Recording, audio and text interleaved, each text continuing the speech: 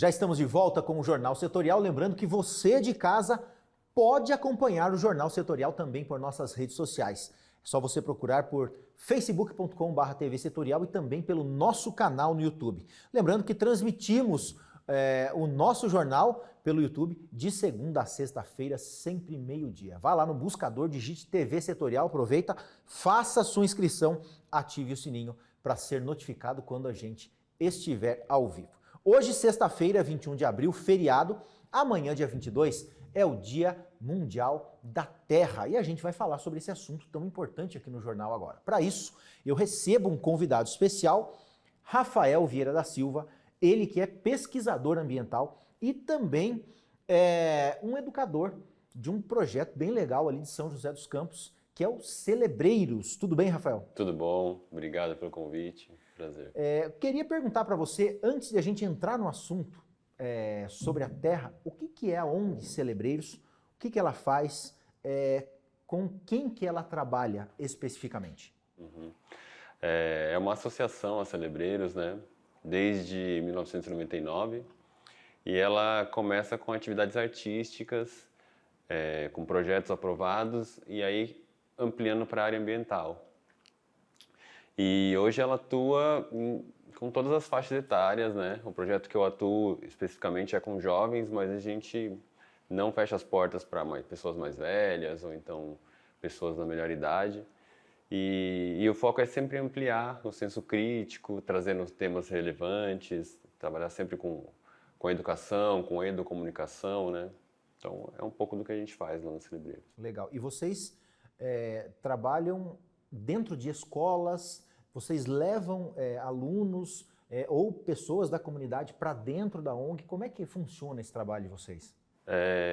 Tem o trabalho audiovisual, né, que é uma formação com adolescentes, com jovens, para a área audiovisual, da comunicação, da educomunicação. E a parte da sustentabilidade, a gente trabalha com as ODS, né, Objetivo de Desenvolvimento Sustentáveis, plantando horta nas escolas, fazendo compostagem, levando oficinas. Então a gente faz um pouquinho de tudo, assim, é uma mistura esse projeto. Que legal. Rafael, entrando no assunto da Terra, hoje a gente vê uma geração muito ligada nos eletrônicos, uma geração que quer fazer tudo muito rápido, e a gente vê que os detalhes da vida, como, por exemplo, você dar valor por separar um alimento, o lixo, né, o orgânico, né, das outras coisas, isso não é uma coisa, deveria ser, mas não é uma coisa que se tornou uma rotina na vida das pessoas.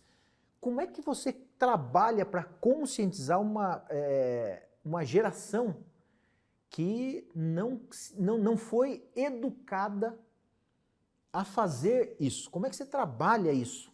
Sim, é um tema bem difícil, né, e que a gente, estudando um pouco mais a fundo, a gente entende que, por exemplo, o aquecimento global, ele vem de ações humanas, né? Os seres humanos, eles começam a descobrir novas tecnologias e sem ter essa mensuração do impacto que isso vai causar, né? Então hoje a gente já tem ideia de que, por exemplo, os carros poluem, as empresas que não têm tanto interesse na preservação, na conservação ambiental, elas poluem. Então tem a poluição da água, os oceanos, né? O microplástico, por exemplo, é um grande vilão, né, nos oceanos. Então a gente traz dados para os jovens, né, propondo sempre uma ação de regeneração. Porque a gente fala bastante disso, da regeneração. A gente já tem dados o suficiente para saber que várias ações dos seres humanos foram feitas, mas têm que ser interrompidas, elas têm que ser modificadas. Então, por exemplo, a energia renovável. A gente tem tecnologia, existe tecnologia mostrando que a energia eólica, a energia solar ou outros tipos de energias são mais limpas e vão trazer mais benefício, vão fazer o ser humano durar mais tempo na Terra, né? Por conta disso, de amanhã ser o dia da Terra. A Terra, por mais que ela sofra com o impacto do ser humano, ela vai se regenerar em algum momento. Agora a questão é se o ser humano vai estar se o ser humano vai fazer parte dessa regeneração, né? Então, é mudanças de hábitos, é incluir outras instituições, é o poder público, as empresas, o setor, a população. Então, cada um tem que fazer a sua parte e tem que ter esse incentivo econômico, né? As pessoas têm que ver que isso é palpável, que isso é... A gente costuma dizer que não traz só benefícios para o meio ambiente, traz benefícios econômicos também. Então é bom para todo mundo. É só a gente saber como fazer e aos poucos ir mudando o nosso hábito, né? Dá para a gente pensar que esse trabalho ele deveria começar em casa? Ele deveria começar em casa, sim. Porque, assim, é difícil a gente ensinar o que a gente não aprende, né? Então, assim, os pais eles têm essa responsabilidade de educar os filhos, mas muitos pais eles não teve um acesso a a ecologia, ao meio ambiente, a essa educação ambiental, né? Então, as instituições de educação, elas têm essa função, mas, por outro lado, assim, os cursos, por exemplo, que a Celebreiros traz, ou então com outras instituições que apresenta como possibilidade para fortalecer, né? É super importante, porque não dá para cobrar também, porque é uma dinâmica da sociedade muito rápida, né, como você disse, assim. Os pais trabalham e aí deixam os filhos na escola e às vezes tem um tempo muito restrito. E essa dinâmica acaba distanciando, né, essa educação mais próxima que, por exemplo, numa área rural, há uns tempos atrás, existia com mais facilidade, né? O fato de as grandes cidades elas estarem invadindo o meio rural, isso também dificulta esse processo? A partir do momento que a pessoa não encontra como subsistência a área rural e ela tem que sair da área rural para a área urbana, ela acaba deixando hábitos saudáveis, né? Então o que você plantava e colhia para fazer um tempero para você fazer no seu almoço, você acaba tendo que comprar. E aí você geralmente não sabe de onde vem, né? Quais são os produtos agrotóxicos que foram usados.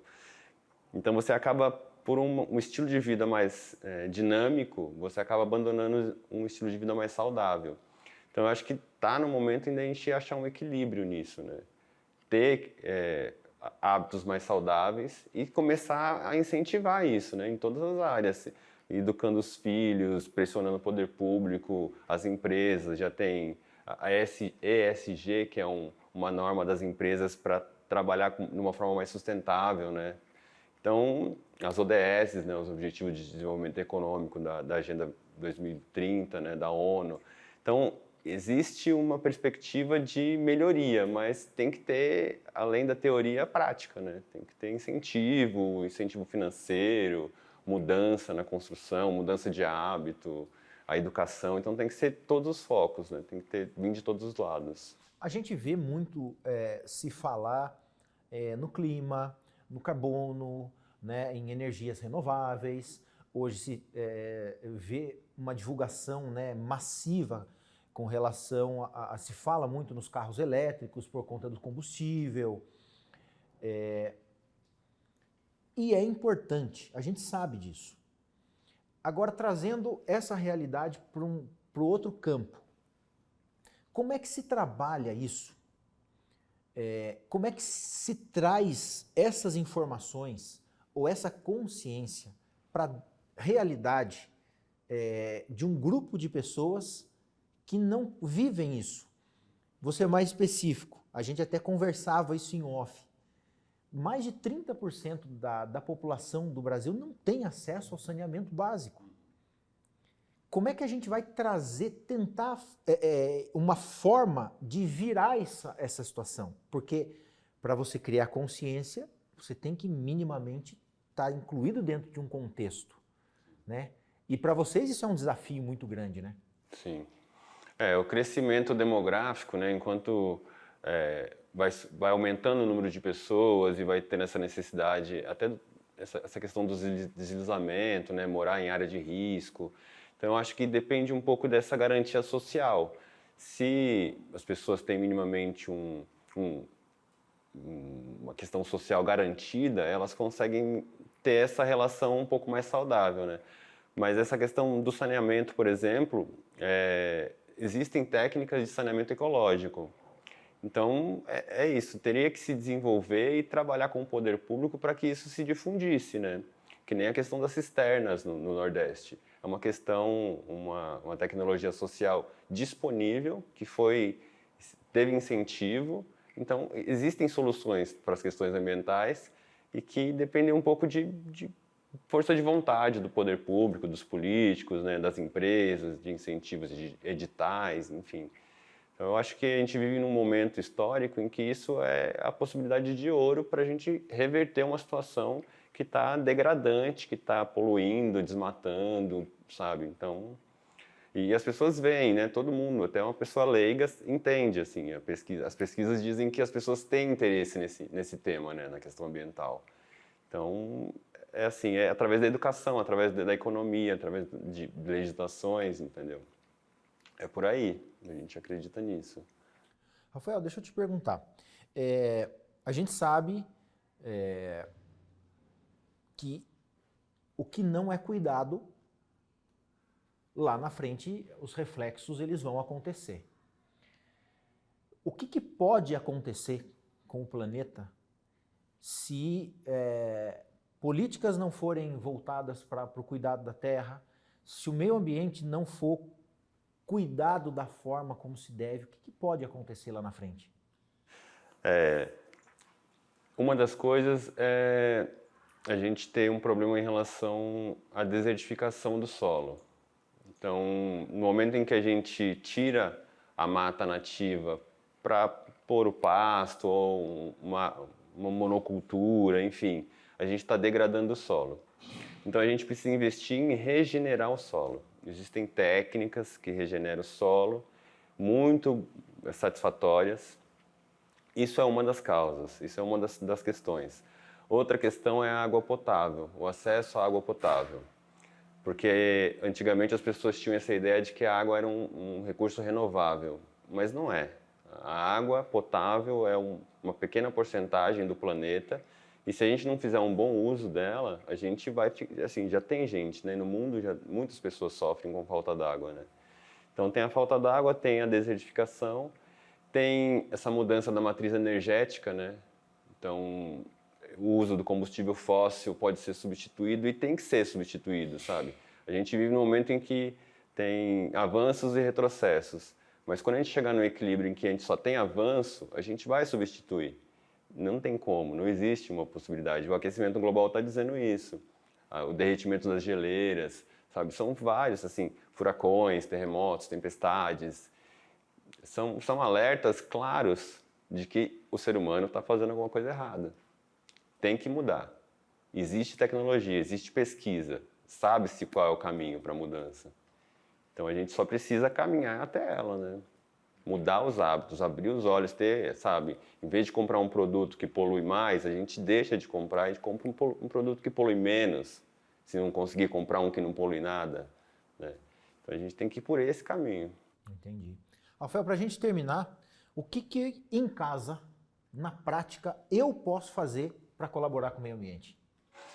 Basicamente, tudo aquilo que a gente sabe, né, de reduzir o consumo de energia, reduzir o consumo de água, mas separar os resíduos é uma coisa legal, é uma coisa importante e que dá muito resultado. 50% do nosso resíduo poderia virar uma terra adubada para você plantar um jardim, um vaso, mas ele é destinado aos aterros sanitários. Então a gente gasta com o transporte do caminhão, polui e deixa de usar um recurso que você poderia estar usufruindo dele, né? Plantando uma cebolinha, uma salsinha, um tempero, uma hortinha, ou então até uma planta ornamental, né? Então, esse é o grande passo. E aí os outros 50% você destina a uma reciclagem, ao catador, enfim, tenta fazer com que isso volte à indústria sem que polua, né? Sem que seja mal destinado. Cada um fazendo a sua parte. É isso. Então tá certo. Queria te agradecer, desejar sucesso, deixar aqui o espaço aberto para os celebreiros também, sempre que tiver algum projeto que vocês queiram divulgar, queira trazer alguma novidade, a gente está à disposição aqui, viu? Que ótimo. Muito obrigado pela oportunidade. A gente que agradece.